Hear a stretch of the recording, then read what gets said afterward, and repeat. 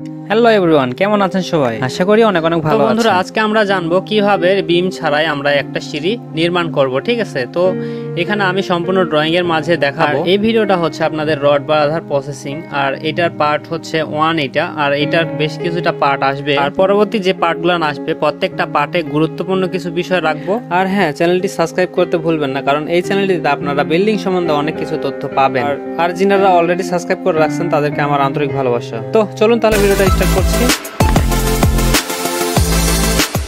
তো সর্বপ্রথম আপনাদের বিম ছাড়া যেটা সিঁড়ি করবেন তার জন্য আপনাকে একটা ব্যাস করতে হবে। তো যে জায়গায় আপনি সিঁড়ি করতে যাচ্ছেন ওইটা নিতে হবে। তো এই মাপজোকটা সুন্দরভাবে করে নিয়ে তারপর এই ব্যাসটা খুঁড়বেন। আপনার এই পিলার কতখানি কি ল্যান্ডিংটা ভিতরে নেবেন না বাইরে নেবেন, তো এগুলো ডিসিশন করে নেবেন। তারপরে আপনারা এই সিঁড়ির কাজটা শুরু করবেন। যদি ল্যান্ডিং ভিতরে নেন তো এখানে ল্যান্ডিং ধাপে মিল করবেন, সেটা হিসাব করে নিয়ে তারপরে আপনারা এইদিকে ব্যাসটা করবেন। ঠিক আছে, তো আমি এটা ল্যান্ডিংটা বাইরে দিয়ে আমি এটা করে নিচ্ছি এখানে। তো এখান থেকে সাপোজ আমি ধাপ হিসাব করে বাহির করে নিচ্ছি এখানে।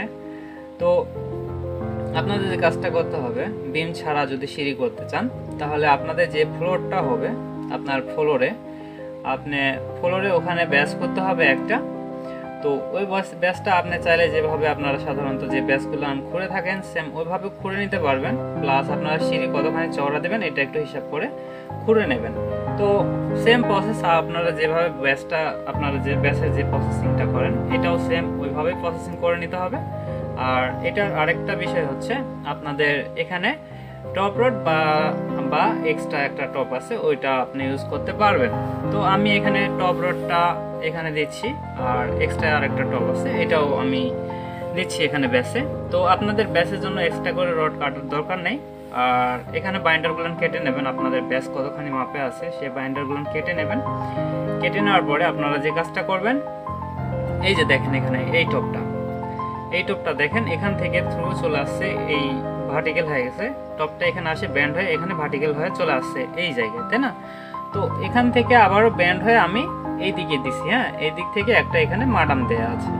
তো আপনারা সেম এভাবে করে এইটা কতখানি আপনি ব্যাস গভীর করছেন কিংবা কতখানিতে আপনার ধাপ চালু করবেন, তো এইটা হিসাব করে নেবেন। তো আমি এখানে হিসাব করে নিব। তো আপনাদের বোঝার ক্ষেত্রে আমি এটা বলে দিচ্ছি। তো আপনারা এই টপটা যতখানি হবে প্লাস আপনার ভার্টিক্যাল মাপটা যতখানি হবে, আবার ব্যাসে যতখানি আছে, আর এই মাডামটা, এগুলো সম্পূর্ণ আপনারা একটু ক্যালকুলেশন করে নেবেন সুন্দর করে, যে আপনারা কত দিলে এটা মিল হবে। এটা আপনারা একটু মাথা খাটাই করবেন, তাহলে দেখবেন যে এটা মাপটা আপনি পেয়ে গেছেন। তো এই মাপটা যদি আপনার সাপোজ ধরেন 10 ফিট বাইরে হইলো, তো এই 10 ফিট কয়টা রড লাগতেছে আপনাদের ওইটা হিসাব করে নিয়ে আপনারা এই রডটাকে কেটে নেবেন। ঠিক আছে, তো এখানে সাধারণত বাড়ির যে সিঁড়িগুলো করা হয় ওগুলাতে 11টা করে রড লাগে, মেন রডগুলান। এই যে এই রডটা মেন, এই রডটা 11টা করে লাগে। আর এইটা 11টা যদি এইটা লাগে তাহলে এই টপটা আপনার লাগবে 10টা। তো 10টা আপনারা যদি কেটে নেই তাহলে এটা কেটে নেওয়ার পরে আপনারা যে কাজটা করবেন, এটা যখন হয়ে যাবে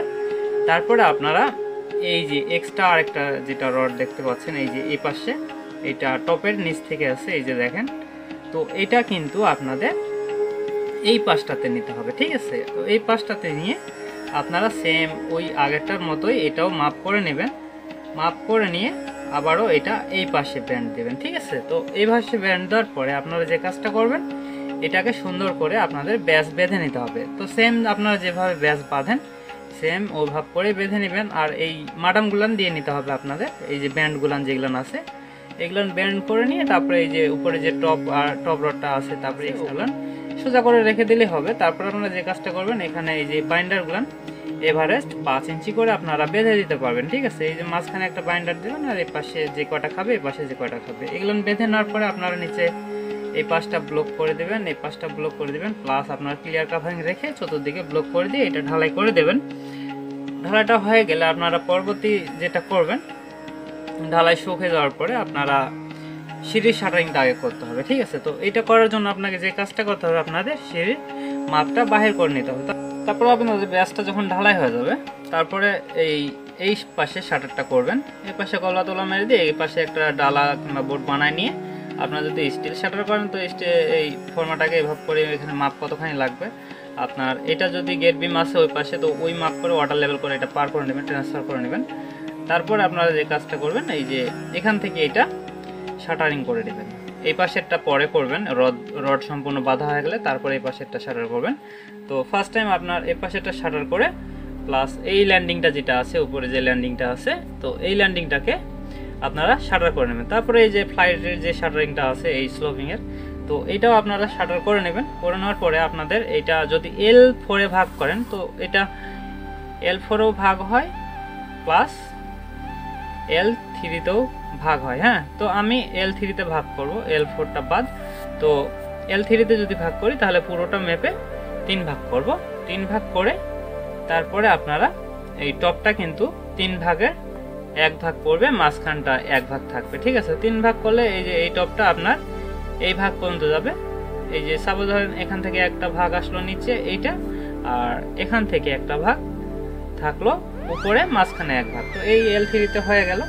তারপরে আপনারা যেটা কাজ করবেন, এই মেন রডটা যেটা আছে, তো এই মেন রডটা কাটবেন হচ্ছে আপনার এই ল্যান্ডিং এর শেষ মোড়া থেকে ক্লিয়ার কাভারিং নেবেন। ল্যান্ডিং থেকে ক্লিয়ার কাভারিং নিয়ে তারপর এই রডটা মাপ করে নিয়ে কাটে নেবেন। তো এই রডটার নিয়ম হচ্ছে আপনাদের যে পাশে টপটা থাকবে এই পাশ থেকে, আপনাদের যে পাশে শাটার করেন নাই এই পাশ থেকে আপনারা এই যে এই পাশটা, এখান থেকে যতখানি আমি নিছি একটু আপনারা অনুমান করে দেখবেন, তাহলে বুঝতে পারবেন এটা কতখানি আছে।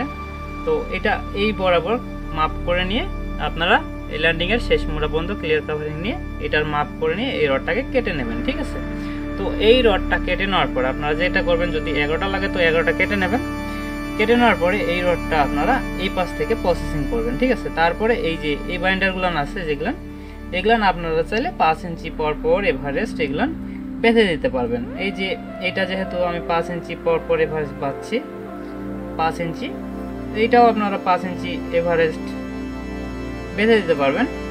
এই যে এটাও, তো এগুলান 5 ইঞ্চি পর পর এভারেস্ট বাঁধা হয়ে গেলে আপনারা যে কাজটা করবেন, এই যে এই রডটাকে আপনারা ব্যান্ড করে উপরে নিয়ে যাবেন, আর এটা সোজা রেখে দিবেন। আগে ব্যান্ড করার এটা কোনো দরকার নেই, কারণ এখানে টপের কাজ আছে। ঠিক আছে, তো এগুলান আগে সোজা করে রেখে দিবেন, তারপর সম্পূর্ণ এখানে বেঁধে দিবেন এগুলান। আর আরেকটা কাজ করবেন যেটা, তারপরে এই মেন রডটা আপনাদের বাঁধা হয়ে গেলে তারপরে এই যে এই দুটা রড যেটা সোজা করা ছিল, তো এই রডগুলান আপনারা ব্যান্ড করবেন। ঠিক আছে, তো আপনাদের পরিমাণ মতো ব্যান্ড করে দিবেন, যে এখানে কতখানি ক্লিয়ার কাভারিং আছে, আপনার উপরে কতখানি ক্লিয়ার কাভারিং থাকবে। যদি এখানে থাকে আপনাদের 6 ইঞ্চি যদি ঢালাইয়ের হাইট হয় থিকনেস, তো আপনারা এই উপরে যা ক্লিয়ার দিবেন, নিচে যা ক্লিয়ার দিবেন, মাঝখানে বরাবর ক্লিয়ার রেখে আপনাদের একটা হিসাব মতো করে এখানে আপনারা করে নিতে পারবেন। ঠিক আছে, তো এইটা আমি এই টপটা যেটা আছে এই পাশ থেকে যেটা উঠে গেছে এটা ব্যান্ড করে আমি এখানে দিয়ে দিব। আর এই পাশে যেটা আরেকটা রড দিয়েছিলেন এক্সট্রা, তো এই রডটাও আমি এখান থেকে ব্যান্ড করে এই রডের বাইন্ডারের সাথে এই যে এই বাইন্ডারগুলান আপনারা এভারেস্ট 10 ইঞ্চি করে বাঁধতে পারবেন। তো এটা আমি এভারেস্ট 10 ইঞ্চি করে এখানে বেঁধে নিচ্ছি। এই যে এই গোলটা, তো এগুলান আমরা 10 ইঞ্চি করে বেঁধে নেব। ঠিক আছে, সেম ওই 10 ইঞ্চির নিচে যে গ্যাপগুলান আছে এখানে তো এটা মেনের সাথে বাঁধছি, তো এই 10 ইঞ্চি গ্যাপের সাথে এইটা আপনারা মিল করে বাঁধবেন, তাহলে এটা 5 ইঞ্চি করে গ্যাপ পাবেন। আর এটা এভারেস্ট আপনারা যে কাজটা করবেন, এটা মাঝখানে যেটা 1 ভাগ থাকবে, L3-র যে 1 ভাগটা থাকবে, এটা পুরোটা আপনারা 6 ইঞ্চি করে বার্নিং দিয়ে দেবেন। যেমন ধরেন এই যে এটা 6 ইঞ্চি করে বার্নিং দিয়ে দেবেন টোটাল। আর এটা আপনারা সম্পূর্ণ যখন বাঁধাই হয়ে যাবে তারপরে উপরে আসেন। ঠিক আছে, তো উপরে এসে আপনাদের যে কাজটা করতে হবে, যে টপটা আছে, তো এই টপটা আপনারা মাপ করে কেটে নেবেন এই L3-র এই 1 ভাগে। ঠিক আছে, L3-র এই 1 ভাগে কেটে নেবেন মাপ করে। আর এটা এই যেখানে তীর চিহ্ন দেবেন ওখান থেকে খেয়াল রাখবেন যেন এটা একটু বাড়তি থাকে। হ্যাঁ, তো চাইলে আপনারা এটা ব্যান্ড করে নিতে পারেন, তো আপনাদের যেটা ভালো হবে। তো ক্রেং সিঁড়ির বিষয়ও আছে এটা, তো ক্রেং সিঁড়িটা আমি আর পরবর্তীতে ভিডিও নিয়ে আসবো, যেহেতু এটা 1 পার্ট বানাচ্ছি।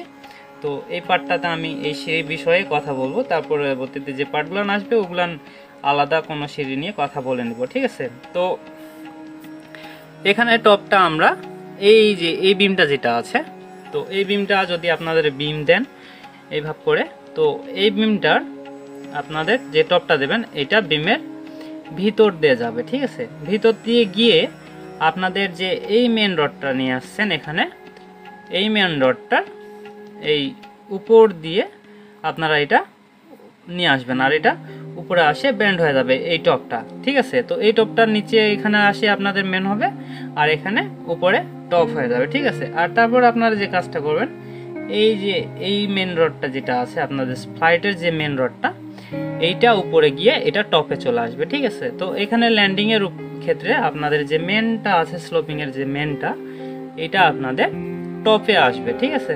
তো এখানেও সেম আপনারা বাইন্ডিং করে নিতে পারবেন, বাইন্ডারগুলান 10 ইঞ্চি করে করতে পারবেন।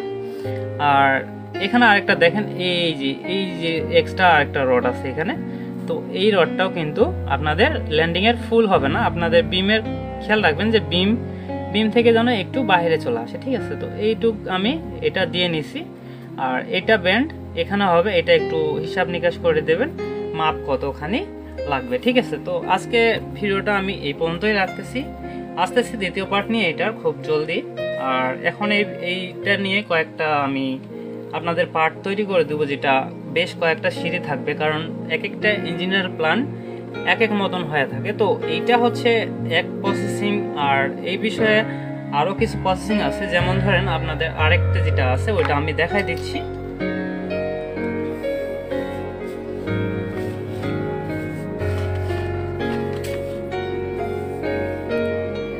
এই যে এখানে দেখেন যে নিচে একটা ল্যান্ডিং আছে, তাই না। তো এইটা হচ্ছে আমার পুরনো একটা ভিডিও বানাইছিলাম, ওই সিঁড়ির এটা একটা ড্রয়িং করা। তো এই ড্রয়িংটা হচ্ছে আপনাদের এখানে একটা ল্যান্ডিং আছে, তাই না। এই ল্যান্ডিংটা এটার হিসাবে আলাদা একটা বার্নিং আছে।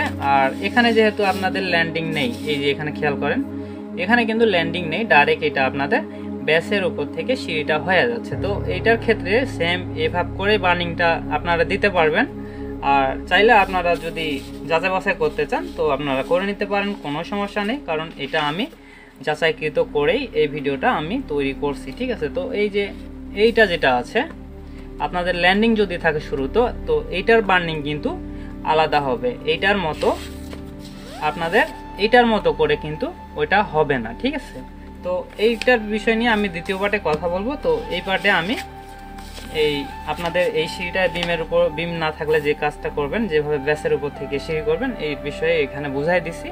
তো আপনারা চাইলে কমেন্ট করে আরও কিছু জানার থাকলে আলোচনা করে আপনাদের মাঝে এই সিঁড়ির যে রড বাইন্ডিংগুলো আছে, তো এটার কয়টা বার্নিং আছে আমি সঠিক জানি না, কিন্তু এটা মোটামুটি বেশ কিছুটা বার্নিং আছে। একই সিঁড়ির বার্নিং অনেক প্রায় 3-4 কোয়ালিটি বার্নিং হয়। এখানে দেখেন এটা কেসি সিঁড়ি আছে, আবার এখানে দেখেন কেরিং সিঁড়ি আছে, সেম একই প্রসেসিং এর কাজগুলো হচ্ছে, কিন্তু দেখেন যে এখানে একই রড ব্যবহার হচ্ছে, কিন্তু ওই রডটা বার্নিং এর ক্ষেত্রে একটু আলাদা আলাদা হয়ে যাচ্ছে, ঠিক আছে। তো এই বিষয়গুলো নিয়ে আমি আপনাদের সাথে আলোচনা করব। বাট আরও আছে, আরও বেশ কিছু আমি এই সিঁড়ির রড বাইন্ডিং নিয়ে বিষয়টা খোলাসা করব। তো ভিডিওটা আজকে এই পর্যন্ত রাখতেছি। সবাই ভালো থাকবেন, সুস্থ থাকবেন, দেখা হচ্ছে নেক্সট কোনো ভিডিওতে। আর আমাদের এই চ্যানেলটিতে যদি আপনি নতুন হয়ে থাকেন তো প্লিজ একটু সাবস্ক্রাইব করে পাশেই থাকুন। আর কারণ আমাদের এই চ্যানেলটি অনেক ছোট, আপনাদের অনেক সাপোর্টের দরকার আছে। আপনাদের যদি সাপোর্ট না পাই তো আমি আপনাদের এমন সুন্দর সুন্দর করে ভিডিওগুলো দিতে পারবো না, ঠিক আছে।